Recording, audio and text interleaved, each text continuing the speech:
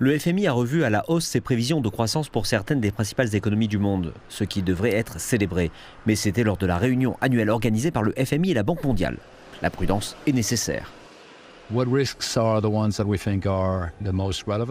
pensons que les risques les plus pertinents sont les tensions géopolitiques, la fragmentation, conduisant à une augmentation des droits de douane, conduisant à une possible flambée des prix des matières premières liées à ce qui pourrait se passer au Moyen-Orient, ce qui augmenterait certainement les pressions inflationnistes et affaiblirait l'activité économique. Donc ce n'est pas un bon développement.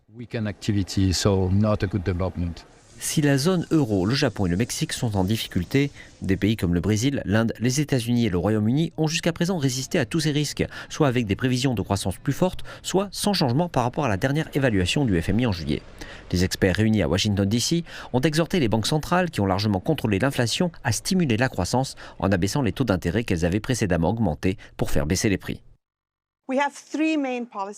Nous avons 3 principales recommandations de politique monétaire, à savoir que les banques centrales devraient se tourner vers la surveillance ou le soutien d'activités plus inflationnistes. D'autres recommandations du FMI incluent la réduction de la dette publique par les impôts sans freiner la croissance, tout en maintenant la croissance grâce à une offre de main-d'œuvre stable. Mais si Donald Trump remporte l'élection présidentielle américaine dans 2 semaines, les 2 questions seront problématiques. Alors que le FMI a salué l'impact des travailleurs américains nés à l'étranger sur l'économie, Trump veut limiter l'immigration. Les comptables du gouvernement ont averti que les réductions d'impôts proposées par Trump et sa rivale Kamala Harris augmenteraient la dette publique de plusieurs milliards de dollars.